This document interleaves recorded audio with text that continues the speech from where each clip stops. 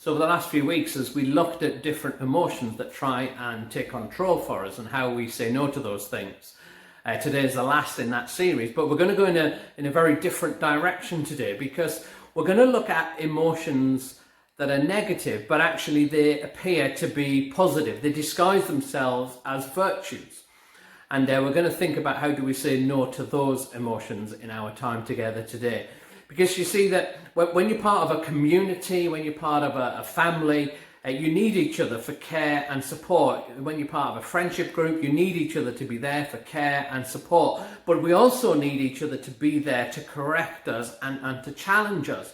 But sometimes caring doesn't feel like caring. And sometimes loving doesn't feel like loving. If you're a parent, or you've been a parent, or even if you've seen other people being parents, there'll always be a moment in a parent's life when their kids will say these words to them. They will say this, they'll say, "I hate you," all right? Or they'll be very angry, or they'll express stuff. And sometimes that's because a parent is doing the loving thing. They're saying, "No, you can't have this," or they're giving a consequence for a behaviour. And loving them doesn't always feel like loving. And caring doesn't always feel like caring. But as a parent, you know that it's the right thing to do. You know it's the caring thing to do. It's the loving thing to do, to give them consequences for bad behaviour, to help them learn, or to say no to certain things that might be damaging and might be harmful. And so today we're going to think about that idea of challenging and confronting and correcting, not just our children, but actually those people we love and those people that we care for in our lives. I wonder if you know anybody just now who is stumbling or who is going in the wrong direction in an area of their life. Do you know anybody whose habits has taken them in an unhelpful direction in terms of their health? Do you know anybody who's involved in relationships, or a relationship that's actually harmful to them? Do you know anybody who's gone down a track financially that is damaging to them? Do you know anyone they're coming out with hard words and they're unkind because there's obviously something in their heart? Maybe there's bitterness and there's hardness they haven't dealt with. Probably like me, there will be people come to mind. There's people who've got situations going on. So the question is, why don't you say something? Why don't I say something if there's somebody you care about, someone you love, somebody you know, and they're going in a certain direction, they're stumbling? Why don't we say something? Because it's not easy to speak truth to people. It's not easy because we're held back by emotions. We're held back by fear, perhaps, or apprehension. How will they respond if I bring it up? How will our friendship go if I challenge them? What happens if they reject me? What happens if they get really angry? And the fear and apprehension can hold us back from speaking truth, from really helping and caring for people. But do you want fear and apprehension to be the boss of you? I read recently an amazing story, and I've got it here actually. It's about a Chinese woman who was so scared to confront. She wanted to split up from her boyfriend. Her name was Yu, and her boyfriend was called Lin. And there was a Chinese couple, and she was so scared from splitting up with him, of telling him he was over because of his reaction and to be clingy, that she decided to pretend she'd been abducted. So she phoned him up and said, "Oh, I've been abducted by my ex-boyfriend." And then she started sending him texts, pretending they were from her ex-boyfriend who'd kidnapped her. And then she sent texts from her ex-boyfriend saying actually that she'd been killed. She was so desperate to avoid the confrontation, and she hoped by doing that Lynn, her boyfriend, would think, "Oh, I better let it go because she's been kidnapped, she's disappeared, her ex-boyfriend's killed her, I'll probably just accept that split up." Obviously, he didn't do nothing, and he went to a police, and the police tried to find out where she was, and found out actually she was just hiding in a hotel room. Sometimes people can go to extremes, can't they? Because we find it hard to confront, hard to speak truth because of the reaction, which means that fear and apprehension can be the boss of us, and who wants that? Or sometimes it can be indifference that's the boss of us in these circumstances. We won't always say it's indifference. We might say, well, it's none of my business. Who am I to interfere in that situation? That's their life. It's nothing to do with me. And we'll try and distance ourselves and kind of draw circles around each other as if we're not connected. When, do you want indifference to be the boss of you? Do you want, more importantly, indifference to be the boss of your friends? And when you're in trouble, when you're going down a wrong track and you can't see it, do you want them to be indifferent? Do you want them to be people who don't want to interfere and think, well, it's nothing to do with me, the direction you go in, what happens financially or relationally, what happens in terms of the damage you do to your life? No, of course we don't want indifference and apprehension to be the boss of us. And when you become a Jesus follower, when you become a Christian, essentially one of the things that means is you place Jesus as the boss of you and not negative emotions, not even yourself. You say, actually, Jesus, you're the boss of me. And I think that's a great decision to make, because Jesus gives us a better life and he makes us better at life when we follow his instructions and the way that he's designed the world. But that doesn't always mean that it's easy to follow Jesus. It's not always easy and it's not always straightforward, and sometimes actually it's the complete opposite. And so to help us, what we're going to do is look at some verses from Jesus where he helps us to say no to emotions that might want to control us, particularly where they're disguised as virtues. So they might be damaging for us or for other people, but they look like they're good things. And we're going to look at some verses where Jesus says, if there's someone in your community, he calls them a brother or sister, someone kind of in your family, in your Christian family, and they're going the wrong way, they're behaving in a way that's damaging to them, they're sinning, as it were. He said, what I want you to do is I want you to go and tell them, if they're going the wrong way, I want you to get involved in their lives and try and redirect them. Because potentially what happens is they change, they will respond to your correction. Now, you may not be a church person, you may not be a Jesus person, and you're maybe listening to this for the first time or the first couple of times, and you're thinking right there is a really good reason not to make Jesus the boss of you. Yeah, and that's a really good reason not to become a Christian, because if you're going to be a follower of Jesus, and he says stuff like that, he says stuff like, if somebody's walking the wrong way, I want you to get involved in their lives. I mean, who does that? In our culture, who does that when we're taught to be tolerant and inclusive, where everyone's free to do whatever they want? There's kind of a circle of individuality around each person, and you mustn't intrude on their lives. And Jesus is saying, what I want you to do is interfere in other people's business. I want you to speak into their lives. If they're going the wrong way, I want you to try and help them. I want you to try and bring them the right way. Who does that in our culture? Jesus would say the people who do that are those who care, who don't always do what feels like caring, but they would do what really is caring, what is really loving, what is really best for the other person, rather than just letting fear or apprehension or our own discomfort control us. That's who. And it's in Matthew, if you want to look it up, it's in Matthew chapter 18, verse 15. That's where we're going to end up in a minute, at those verses where Jesus says that. But I don't want to just land straight in those verses. It's important to see the build-up that Jesus makes, because probably like me, you're quite resistant to the idea of speaking into other people's lives.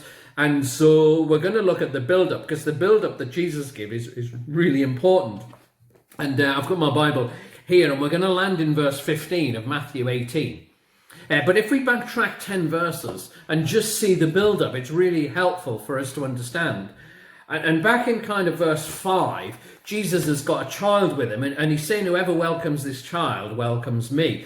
And he says, but whoever causes one of these little ones to stumble, he says, whoever causes one of these little ones who believe in me. So he's not really talking about kids, he's talking about Christians and people who trust God. If you cause one of them to stumble, Jesus says you might as well have a millstone around your neck, a very heavy stone, and be thrown into the water. So you go down to the depth. That's better than the consequence of being someone who leads another one into sin, other one to stumble. And it's really extreme language from Jesus. And he's saying, don't be the cause of somebody else's stumble. Don't be the cause of somebody else's regret. Don't be the one that people are saying, if only they hadn't joined our home group, if only they hadn't given me that financial advice, if only they hadn't been involved in that relationship, if only I hadn't met them, it would be much better for me. Jesus says this, he says, what sorrow awaits the world, but it tempts people, because it tempts people to sin.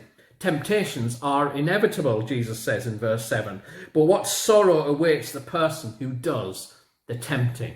He says there's massive consequences of people who cause other people to walk and to stumble in. And the reason that it matters so much is because sin's a big deal. And the reason sin's a big deal is because You're a big deal, and I'm a big deal. People really, really matter. And means we've got to be really careful about other people's sensitivities, because we've all got different temptations. And so, for example, if you've got friends who's an alcoholic, then you don't drink lots of alcohol in front of them. You don't joke about alcohol. You don't say, let's get more alcohol to drink, because you know that sensitivity needs to be there for them. Otherwise, you might cause them to stumble. But it's same for other areas. You've got people you know who are tempted to get into debt, all right, who are tempted to overspend, to stretch themselves. If that's the case, don't celebrate your new car in front of them. You know people who struggle to pray in the morning, all right? You might know people, they find discipline really, really hard. So if you had a one-off this morning and you didn't pray and you read the Bible, you know, that's okay. It's not the end of the world. But don't celebrate that in front of people who are struggling to keep up the discipline. It requires us to be sensitive to what are other people's vulnerabilities and what are the things we should share and not share, because we don't want to lead them into sin. We don't want to lead them away from the right path, Jesus says. And then he talks about not causing other people to stumble, but then he goes on to say something else. And so Jesus says that sin's a great deal, because we're a great deal. So therefore, don't be the cause of somebody else's stumble. And then he goes on in the next verses and says something else which seems very extreme. He says, whatever causes you to stumble, whatever causes you to sin, whether it's your hand or your arm or your eye, then get rid of it. If it's your hand that causes you to sin, then chop it off. If it's your eye, you're better to get rid of that, even though it's going to cost you. It's better to get rid of that little thing than to lose everything, to be thrown into the internal fire, as he calls it here. And he's saying that it really matters what causes us to stumble. I wonder what causes you to stumble. What leads you into damaging patterns of behavior? What causes you to make decisions that you know is not good for you, either in your relationships or your finances or your health or your attitudes? Jesus said, actually, get rid of those things. I remember a number of years ago, when we first got a computer, I had this football game, this management football game that I played, and it was really addictive. All right, every time you finished the game, something else happened and you would go on, and I would find myself playing it till like 2 or 3 in the morning. And then I got up the next day totally exhausted, tired, so I wasn't really good at home, I wasn't great at work, I wasn't making good decisions. I certainly didn't have time to pray because I would just fall asleep. Then I'd think, right, this is not good, I need to go to bed a bit earlier. And so I'd set time limits. I'd say, right, I'll play it till 10 or 11 or 9 or whatever it might be, or some nights I won't play. But then I would start playing it and I'd say, well, not 11, I'll push it back to half 11 or to 12 and 1, and then the same thing would happen again. And I found I couldn't discipline myself, and it was having such an impact on my life, even though I loved it and I was getting totally addicted to it. And in the end, I just knew what I needed to do. I needed to get rid of this game, so I deleted it. I threw it in the bin, so I didn't have it anymore because of the effect that it was having. Now, I'd like to tell you that I always make that decision. Whatever damages me, whatever has an impact on me, that I immediately just get rid of it. But that's not always the case, because there's things that we get addicted to or we get drawn into or we really like, even though it can have a damaging effect. But Jesus said it really, really matters. And the wisest thing is to get rid of it. I mean, how many times have you got into financial problems and you think, actually, if only I hadn't took that credit card? How many times have you got into relationship difficulty and it's like, actually, if only I'd come home earlier, if only I hadn't done this, if only I hadn't met her? How many times have you got into your health position and you think, actually, if I went back in time to that point, if only I didn't subscribe to that, if I only didn't get that app. And for some of us, it's apps we need to get rid of. Some of us got devices we need to get rid of. Some of us, it might be a credit card that we need to cut up. Some of us, it's sometimes even people that we associate that can have such a damaging negative impact on us. And Jesus said, whatever it is that causes you to stumble, actually, you better get rid of it. And he has this play on the word throw. And he said, it's better for you to throw it out of your life than you to get thrown into chaos. Into hell, into Gehenna, he says. It's better for you to throw that out than you get thrown into the chaos. And it's easy in hindsight. We're all wise in hindsight. I'm wise in other people's lives. But sometimes we just need the Holy Spirit to come and just to reveal to us. And maybe that'll happen right now. I just pray the Holy Spirit come, that we might see what it is that we're involved with, that's doing us harm, that's causing us to stumble. And they're not necessarily wrong in themselves. A credit card's not wrong. You know, it's not wrong to eat out. It's not wrong to have tasty food. It's not wrong to have alcohol or football games or whatever it is. There's a whole series of things that are not wrong in themselves, but when they become damaging and lead us to stumble, Jesus says you should get rid of it. And he uses this extreme language because sin's a big deal. And sin's a big deal because you're a big deal to God and to Jesus. You're so precious, that's why it matters.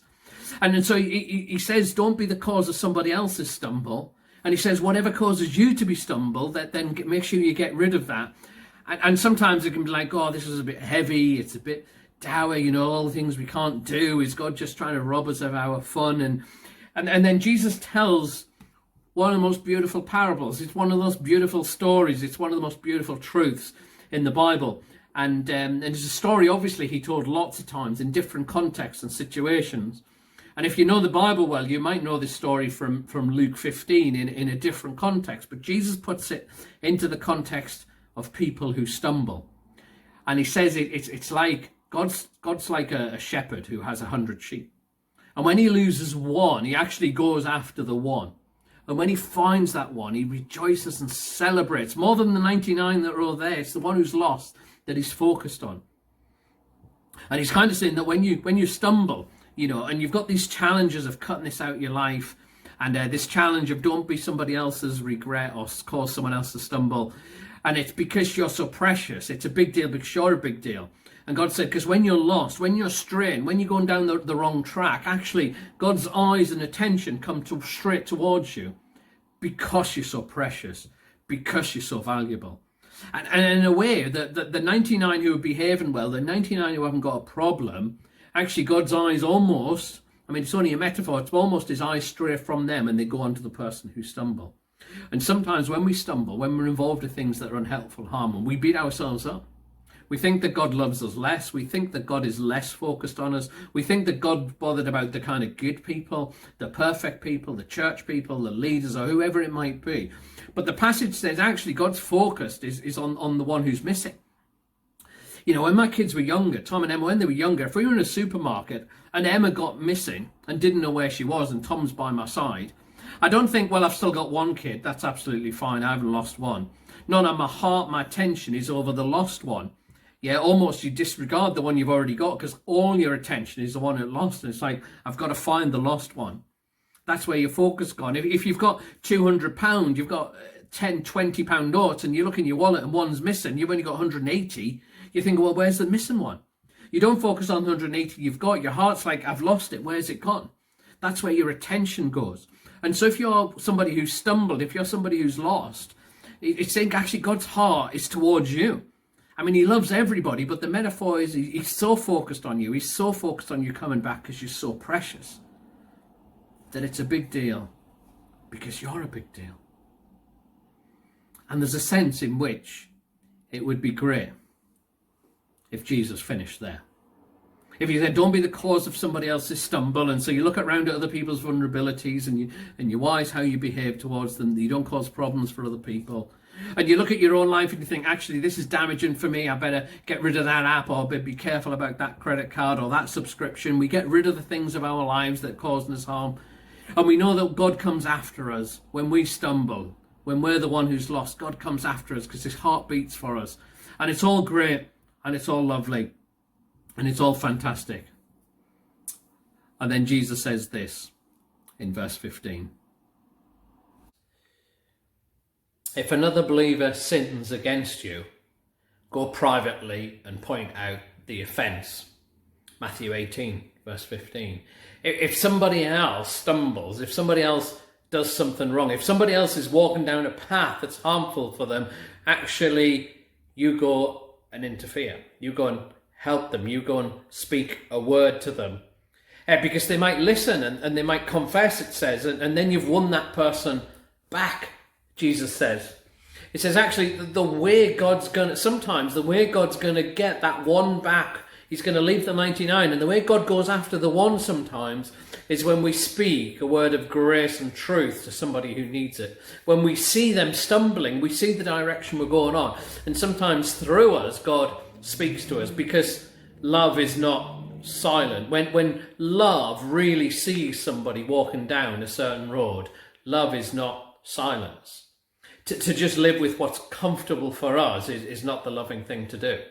It's actually letting fear and apprehension be the emotion that controls us. When we see somebody else walking down a road that's going to damage them in terms of their relationships or their finances or their health or their spiritual life or their heart, the caring thing to do is actually to meet with them and speak with them and challenge them and correct them. And it might be through God that he claims that one back. It says you could win that person back, but if you're not successful, Jesus is realistic. That often, in my experience, often when you speak to challenge someone, to correct them, to address them, often they will not receive it. In that case, go with a few others. And then if that doesn't work, get the whole assembly involved, the wider community. It's like sometimes in a family, you may have a situation between two people and they try and sort it out, but then sometimes you can have like a family meeting, a wider family meeting, because it's so significant. You need to get a whole bundle of people involved. And that's kind of what it's saying here, that it is a big deal, because people are a big deal. It's a big deal if you're walking down the wrong path, because you're so precious, because God's going to leave the 99 to come seeking and hungering and searching after you. Aren't you glad God did that for you? Aren't you glad that God didn't say, well, it's none of my business? Aren't you glad God said, well, I'm not going to interfere? Aren't you glad God said, well, I don't want to get involved. I think we need to leave people to their own choices. I think we just need people to live their own lives. Everyone minds their own business. Aren't you glad that God didn't do that for you? Aren't you glad that God sent Jesus to get involved in your life?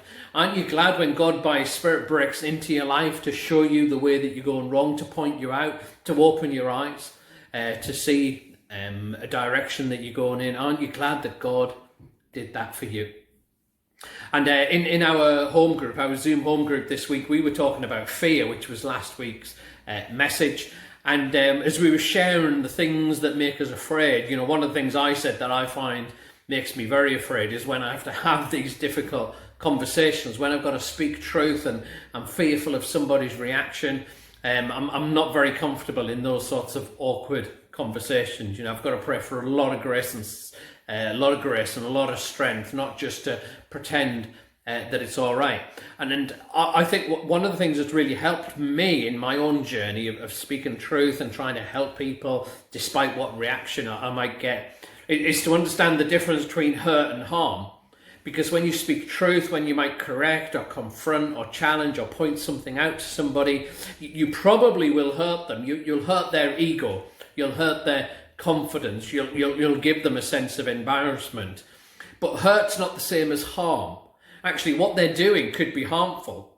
And sometimes a little hurt, a little embarrassment, a little challenge that might hurt them is actually helpful.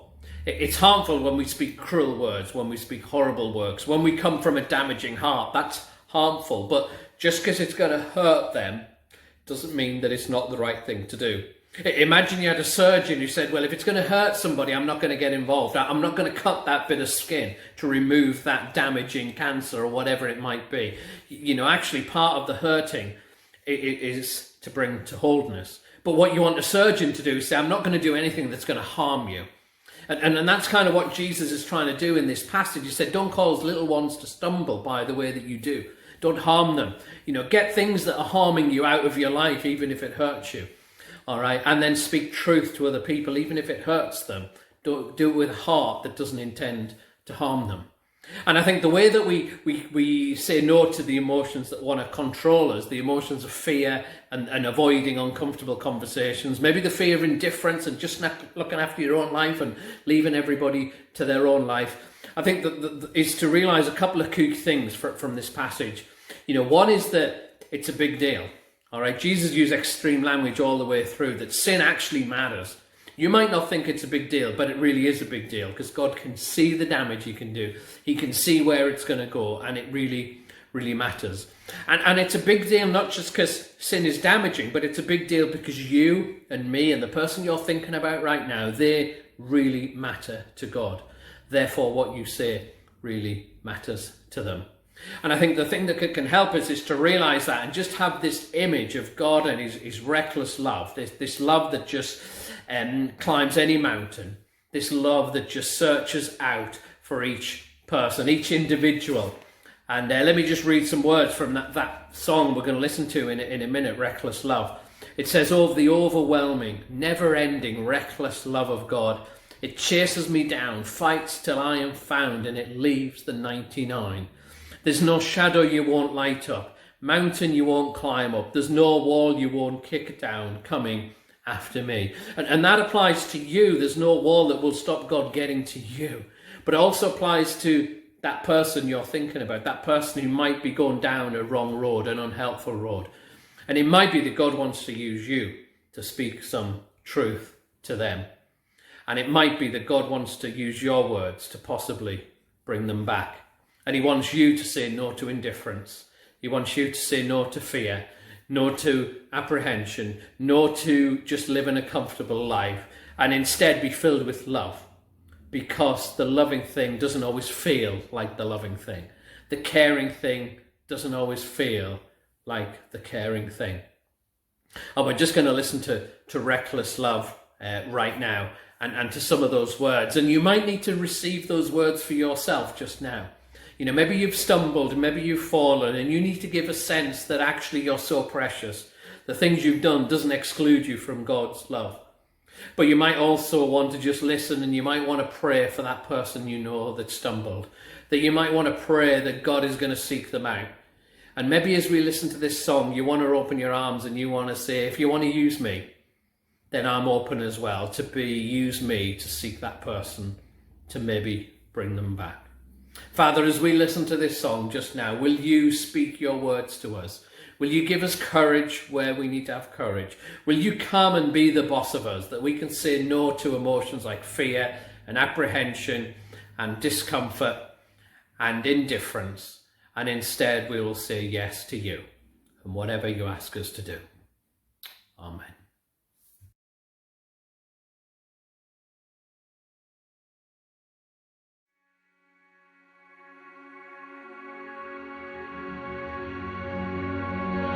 Before I spoke a word, you were singing over me.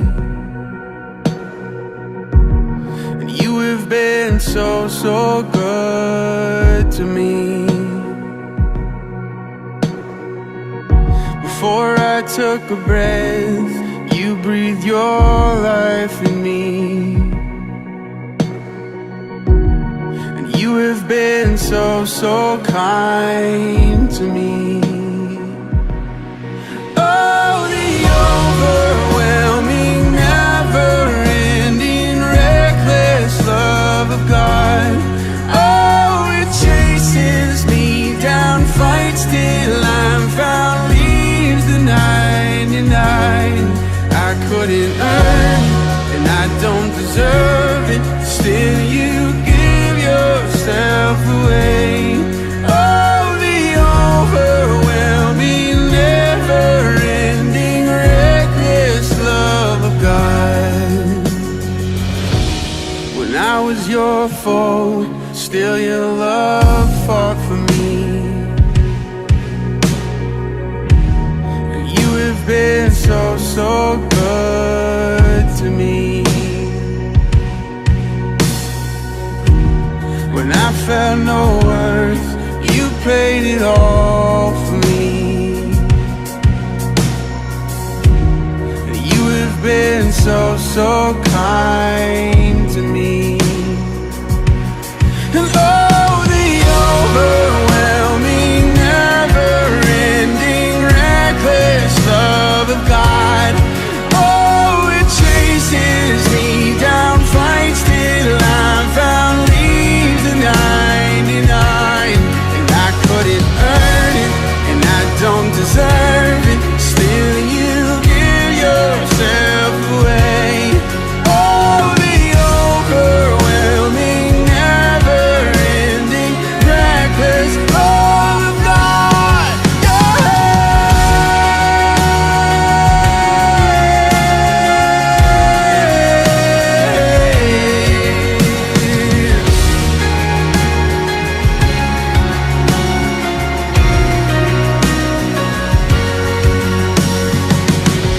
No shadow you won't light up, mountain you won't climb up, coming after me. There's no wall you won't kick down, lie you won't tear down, coming after me. There's no shadow you won't light up, mountain you won't climb up, coming after me. There's no wall you won't kick down, lie you won't tear down, coming after me. Oh, the overwhelming, never-ending, reckless love of God.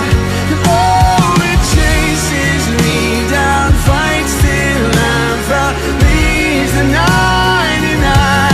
and I couldn't earn it, I don't deserve it, still you give yourself away. Oh, the overwhelming, never-ending, reckless love of God.